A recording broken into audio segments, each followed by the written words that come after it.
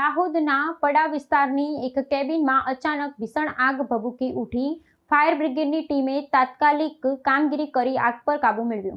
દાહોદ શહેરના વ્યસ્ત ગણાતા પડા વિસ્તારમાં આવેલી એક વ્યાવસાયિક કેબિનમાં અચાનક આગ ફાટી નીકળવાની ઘટના પ્રકાશમાં આવી છે।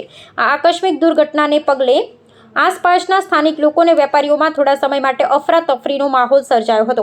બજારની વચ્ચે બનેલા બનાવને કારણે લોકોના જીવ તાળવે ચોંટી ગયા હતા, પરંતુ સમયસર લેવાયેલા પગલાંને કારણે આગ વધુ ફેલાતા અટકી હતી।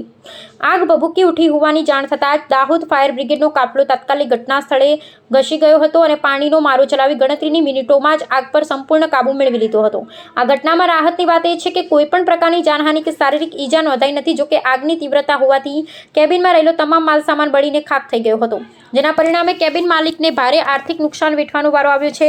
કેબિનમાં આગ કયા કારણોસર લાગી તે અંગે હજુ સુધી કોઈ સત્તાવાર સ્પષ્ટતા થઈ શકી નથી, પરંતુ શોર્ટ સર્કિટને કારણે આ બનાવ બન્યો હોવાની પ્રાથમિક આશંકા વ્યક્ત કરવામાં આવી રહી છે। હાલ પોલીસ અને સંબંધિત વિભાગ દ્વારા આગ પાછળના ચોક્કસ કારણો જાણવા માટે તપાસ હાથ ધરવામાં આવી છે।